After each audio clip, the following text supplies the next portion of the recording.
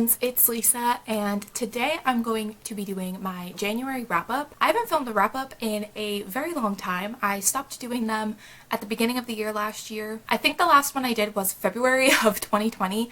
I just really didn't enjoy filming them anymore. I think because I didn't really prepare for them. I would get to the end of the month and forget a lot of my thoughts on a lot of the books that I read, so it was just a very frustrating filming experience. But actually, I need to grab it. I actually started a whole journal dedicated to kind of book reviews, so by the end of the month I would remember everything that I thought about the books that I read, so I just kind of wrote a little bit about them, and I think it'll be helpful for these wrap-ups and also give you guys better thoughts about the books that I've read. So yeah, wrap-ups are back for now. We'll see how long they last. I'm definitely excited to try them out again and see if I enjoy doing them. So not only am I going to talk about books that I read throughout the whole month, I'm also going to talk about the movies and the shows that I watched in that month as well, just to, you know, add some spice maybe. So this year I've actually been using a Google spreadsheet created by G from the channel Book Roast, and she also has kind of created her own like book rating system called Compile. So I've been using that system as well as her spreadsheet to kind of figure out my rating and my feelings on books, and it's been very helpful. So I will have the video where she explains her spreadsheet as well as the Compile rating system in the description of my video, but basically I will just quickly describe what I use it for. So the Compile thing stands for, I have it on my computer, that's why I'm looking over here. It stands for characters, atmosphere, writing, plot, intrigue, logic, and enjoyment. So on the spreadsheet, you can kind of rate those things from a scale from 1 to 10, and it will average them out and kind of give you a star rating. So that has been very helpful. And because I'm using that, I'm actually able to show you guys like a ranking of my star ratings, because four of the 5 books that I read this month were actually all 4 stars, but they were like a variety of 4 stars, so we had some in the lower range and the higher range. So what I'm going to be able to do is kind of show you guys my lowest rated book that I read up until the highest, if that makes sense. So what I'm going to do is talk about the books that I read this month, starting with the lowest, and then we'll end on the highest rated one. I feel like I'm over explaining this, but I'm just gonna get started.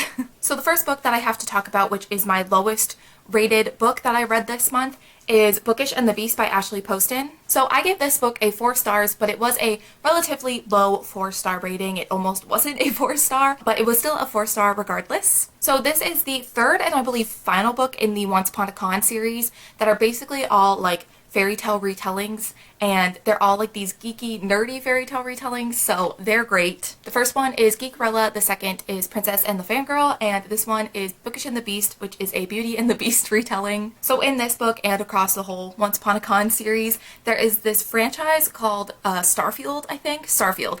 And it's very similar to like Star Wars or Star Trek or things like that. And every year there is actually a convention that is inspired by the Starfield franchise. And our main character, Rosie, was at one of the conventions one year and actually met this guy, and it's kind of this mystery where she never really got his name, doesn't know anything about him, just had this one really great night with him, and then they went their separate ways and she doesn't even know who he is. And then we're also following Vance, who is actually an actor in the Starfield franchise, and he's kind of a troublemaker, kind of a bad boy if you will, and is kind of always getting put into terrible situations and being caught by the paparazzi. And something big has happened before the events of this book that we kind of learned throughout the book, but for some reason he's being punished by his parents and sent to live in this very small town in this random house that I think one of the people who works on the Starfield film like owns. I don't know. It's just a random house that he's like isolated in to kind of help him think about what he's done.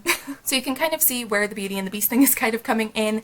That house that he is kind of sent to think about what he's done is kind of the castle. But because it is a Beauty and the Beast retelling, obviously there is some situations that end up causing Rosie to spend time in this place where Vance is staying. But yeah, it was just a very fun read and very cute. And I think after reading some of the other fantasy books that I read this month, it was a good kind of break in between all of those. These books are just a lot of fun. They're really cute. All of the characters and the friendships and the family dynamics and just the banter between all the characters is really fun and really great. I loved that because it's a Beauty and the Beast retelling that there was a library involved, and I just loved seeing that part of it as well. My only thing with this book is that I feel like there were some things that were kind of left out.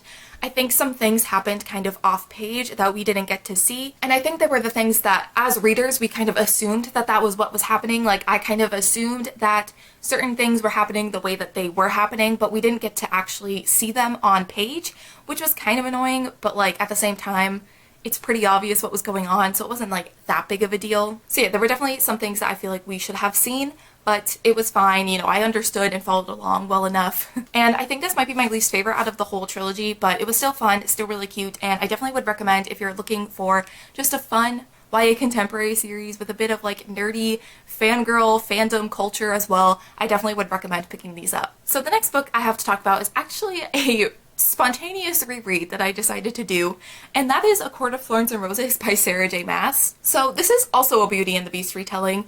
You will see a bit of a theme this month. Not on purpose. I picked these books up back to back and realized that they were both kind of Beauty and the Beast retellings, and I didn't do that on purpose, but I wasn't mad about it. So in case you don't know what this book is about, we are following a girl who is a human who is kind of been told to be afraid of the fairies who live beyond the wall. And one day our main character, whose name is Feyre, ends up killing a wolf in the woods when she's out hunting, and eventually a beast-like creature, as it says on the back, comes to kind of demand payment for what she's done. So she gets whisked away across the wall into the fairy lands, into Prithian? Is that how you say it? I don't know. You think by now I would know. And she's kind of forced to live with this fairy across the wall in the Spring Court. And that's just kind of where it starts, as you can see again. Beauty and the Beast retelling. But I will say that this is very loosely based off of Beauty and the Beast. It's not like super obvious that it's a Beauty and the Beast retelling. So as I said, this was a reread for me. I have read this series already. I read it back in 2017, I believe. I think I started reading this first one when like the third one had like just come out. And I don't know what happened, but I think seeing so many people either rereading this series to prepare for the new book or just reading it for the first time made me want to pick it up and reread it. I went from, I'm not sure if I'm gonna read this new book that's coming out, I don't know if I care enough to continue on with the series, to trying to reread the whole series before the new book came out. I don't know what happened, I don't know what switched in my brain, but here I am. I kind of forgot how much I actually do enjoy this series. I think it's a lot of fun, and I think especially once you get into like the later half of this book, things start to pick up a little bit, and I was actually like really surprised how much I was enjoying reading this book, because A Court of Mist and Fury, the second one, which we will talk about in a minute, I really love that one, and I was just kind of getting through this one to get to that one, but I actually was enjoying reading this one as well. And I don't know if it's because I've already read the rest of the series, so I know where the series goes and what happens with certain characters and plot lines and things like that, but I picked up on a lot of things in this book that I did not pick up on the first time. Again, I could have just been looking at certain things with a more critical eye, knowing where things were going, but I do feel like Sarah J. Maas did lay kind of a foundation on what was to come even early on in this book. I remember when I first read the series, everything that kind of happened seemed a bit random, in the sense that I didn't see it coming, I didn't know that that's where it was going, but now reading this book, I was like, oh, I think Sarah J. Maas had this planned the whole time. I'm just a clown. But yeah, I think this is just a fun series. I know a lot of people have very mixed feelings on this series and Sarah J. Maas as a whole, but I personally had a lot of fun with this series, and even more fun, I think, with it the second time around. And I actually kind of forgot how much I loved ACOTAR. I feel like I forgot that I was actually an ACOTAR stan, so I'm glad I've been reminded, because it's been a great time. Oh, and I don't know if I said, but this was also a 4-star. I actually had this as a 3-star on Goodreads, and I raised it again. I went back and lowered my rating on the whole series because I was bitter over how much I didn't like A Court of Frost and Starlight, so I lowered my ratings on all of the books in this series.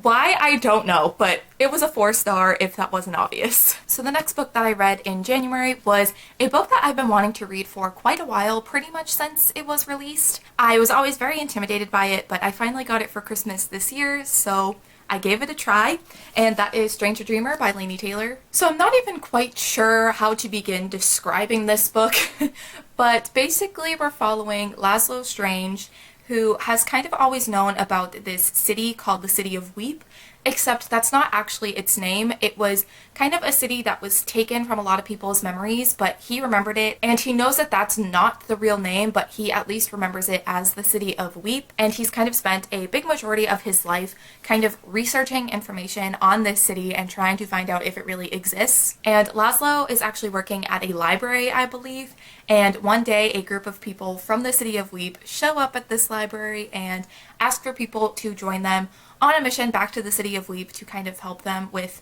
a certain situation.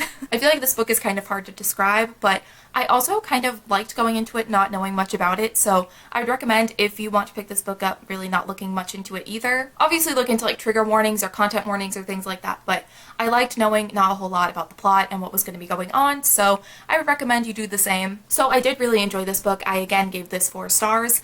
I thought the setting and like the atmosphere was so good and so like vivid in my head. I feel like that was probably like the strongest aspect of this book. Laini Taylor's writing is very like flowery and descriptive, and I think because of that, the atmosphere and just the images and the things the characters were experiencing were so vivid, and I really loved that. We're also following some other characters called Godspawn, and I feel like getting into all of that and that explanation would be really difficult for me to explain, but there's a few of those characters that all have different sorts of powers, and I really loved seeing that as well. I loved seeing that these different characters had different powers and things that could help them in the situation that they were in. But speaking of the writing, I did actually struggle with it a little bit. I don't think that the writing was necessarily bad. I think Laini Taylor has beautiful writing.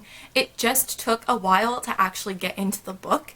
It was like 150 to 200 or so pages into the book that it finally started to pick up and things were starting to kind of happen. I will say there were things at the beginning that were explained, that happened, that were important to the overall story, but I just felt like it was kind of drawn out a little bit too much, but it was still important information, so it's like I can almost look past it, but it did take a while to actually get into the story. And because it took that long, it did take me a while to actually get engaged and really want to continue reading this book and picking it up and wanting to see what was happening. It just took a while for me to actually get engaged with the story. There also was a romance in this book that I don't know how to explain how I feel about it, because I did like the romance. I did like the romance between the two characters it was happening between. I liked that that happened, but I didn't like that it happened really quickly, especially because the first like 200 pages of this book were so slow and took forever to actually get into what was going to be happening, and then the romance happened really quickly. It's like, I know you could have spent a little bit more time on it because you spent forever on some other things happening. So I was just kind of like, the pacing with that just seemed a little bit off to me. But I did like the romance. So again, it didn't bother me that much, but it did happen very quickly. And I think because the rest of the book was so slow, it was just kind of a bit weird to have something happen that fast. But I feel like the ending of this book really made up for a lot of the things that I struggled with throughout this book. The ending was very unexpected. I feel like the ending shouldn't have been as unexpected as it was, but I just really was not expecting Laini Taylor to go there, and she did. And I really did like the ending. I am so interested to see what happens in the second book, Muse of Nightmares. So yeah, I definitely enjoyed it to continue on to see what ends up happening. I actually think at some point this month I might be reading Muse of Nightmares, so I'm excited about that as well. Overall, I did really enjoy it. I didn't love it as much as I was hoping to, but I did really like it. The writing was very beautiful, and I really liked a lot of the characters, and the setting was stunning. So yeah, a lot of good things to look forward to in this book, and I think if this book intrigues you at all, I would definitely recommend picking it up. The next book that I have to talk about is actually a graphic novel, and it is A Thief Among the Trees by Sabaa Tahir. So this is an Ember in the Ashes graphic novel. It is a part of that series by Sabaa Tahir, and it's actually kind of a prequel to that series. But I will say, if you want to read Ember in the Ashes, don't read this first, even though it does technically take place before that series.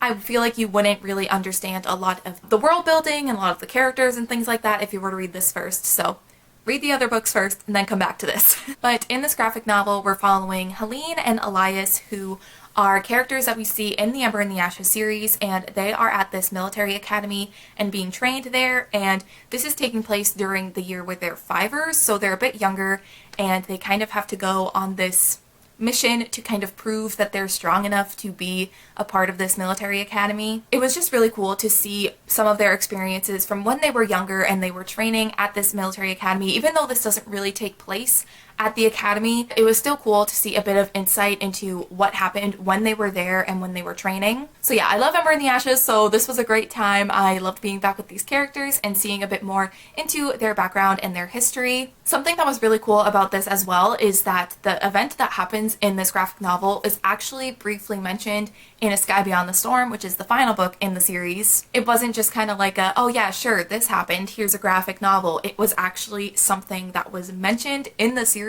very briefly that you're kind of just like, what do you mean? what is that about? And then you actually get the story in this graphic novel. So I quite enjoyed it. I thought it was really cool. And I think there are going to be some other Ember in the Ashes graphic novels, so I'm really excited to see what those are about, who we're following, if they're set before the series or anything like that. I'm just really excited to see kind of what those ones are about. But this one I really enjoyed. I thought it was really cool being back with these characters and seeing a bit of their history that we don't see in the main series. And this graphic novel I did actually rate a 4.5 stars. This was the highest 4-star that I had, so I gave it a 4.5. I don't know if I'm going to continue on with the half-star thing. I just find it a bit excessive, but we'll see. This was technically a 4.5 star and I really enjoyed it. And the last book that I read in January was A Court of Mist and Fury by Sarah J. Maas. This was also a reread. I was just continuing my reread of the series and I gave this one 5 stars. Again, when I was bitter over Court of Frost and Starlight and also was getting a bit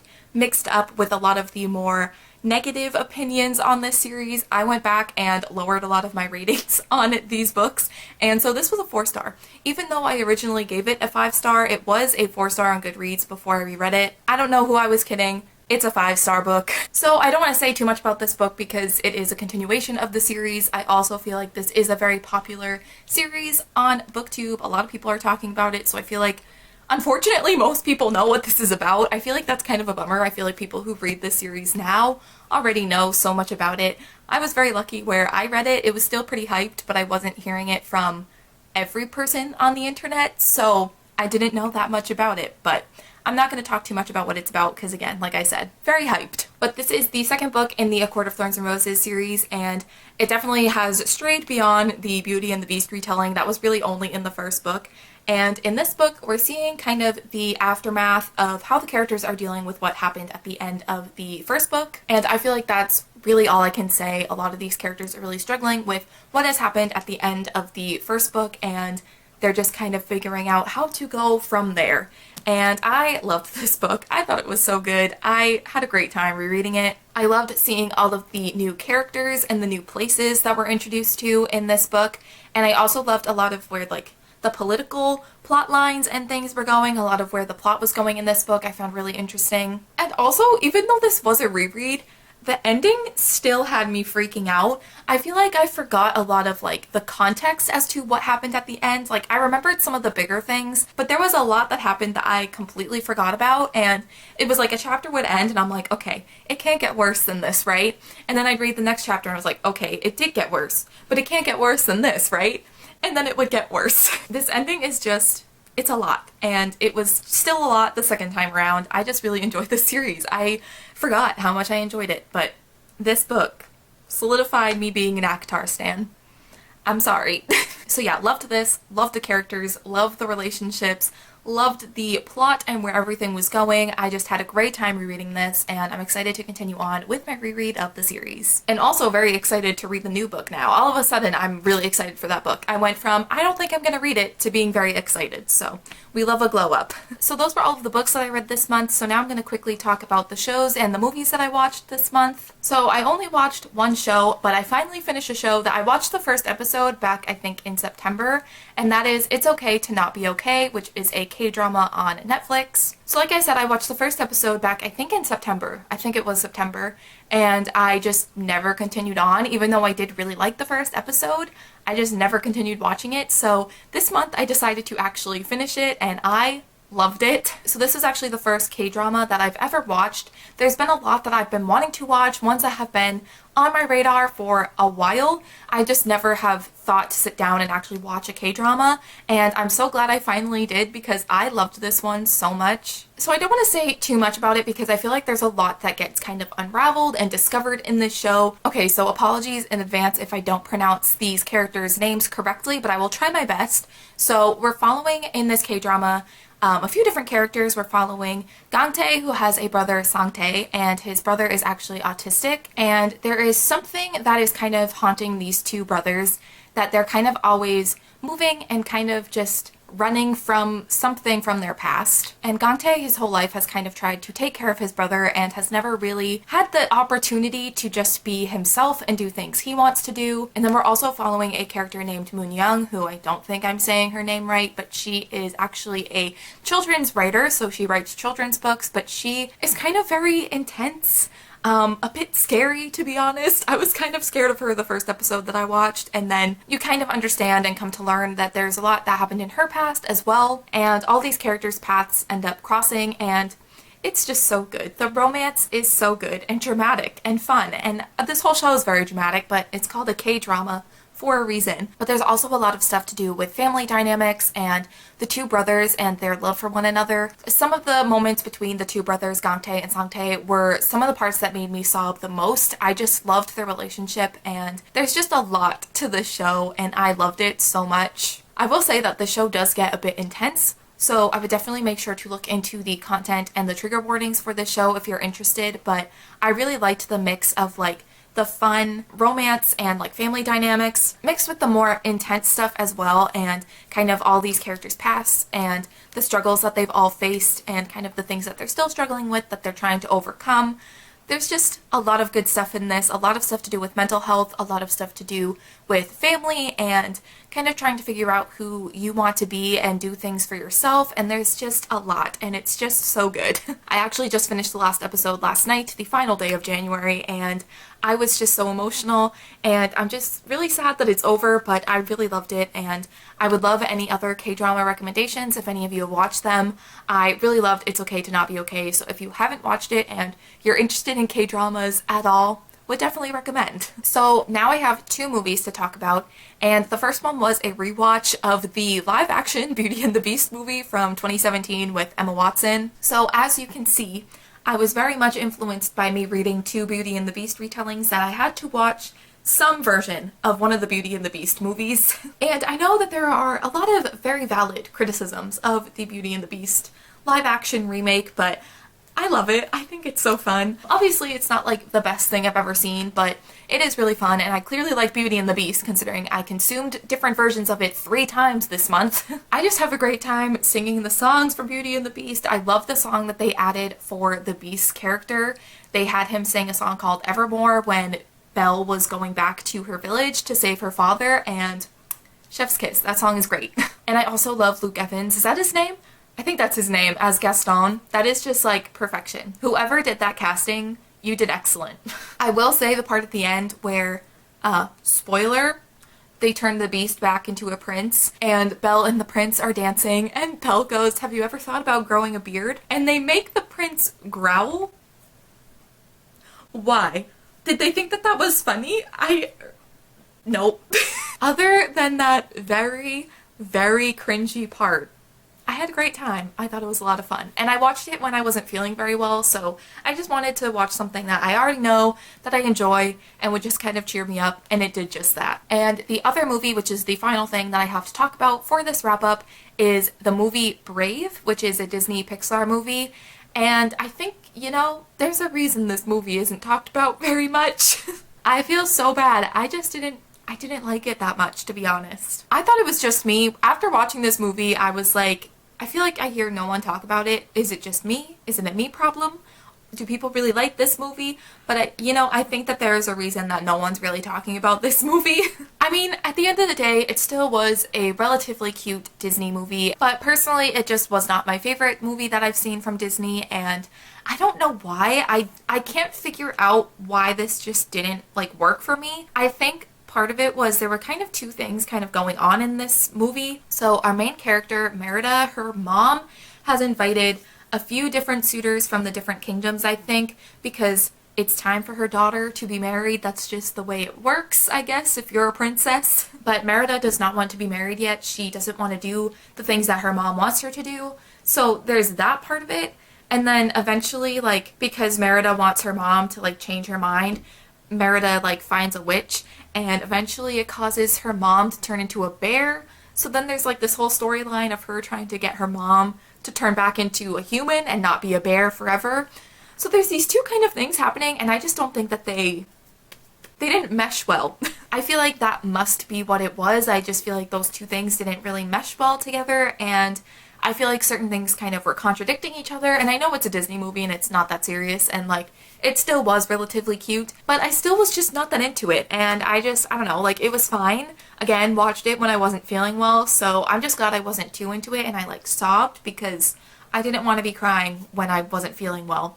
So it was a nice thing to watch while I was sick, and it was something that I've been wanting to watch forever because this was the first time I had ever seen it, so it was nice to be able to check that off my list, but it just wasn't my favorite, and I'm very disappointed by it actually, and I'm sad that I didn't like it, but I mean, at the end of the day, it still was like pretty cute, so again, would watch it again, but just not necessarily a new favorite. Okay, so that is my January wrap-up. I feel like this didn't go as well as I wanted it to. I feel like wrap-ups are really hard to film. I feel like I end up babbling and getting twisted up in my words. Even when I have notes to prepare me, I feel like I still end up babbling and not making a whole lot of sense. So I hope that if I continue to do wrap-ups that they just get better and I become a bit more used to it in the future, but we'll see. So if you have made it this far, definitely let me know what was one of your favorite things from January, whether it was something you read or something you watched. I would love to know. But other than that, that is going to complete my January wrap-up, so don't forget to give this video a thumbs up and subscribe down below if you have not already. Also, feel free to click the bell notification to be notified anytime I upload a new video, but other than that, thank you guys so much for watching, and I will see you in the next one. Bye!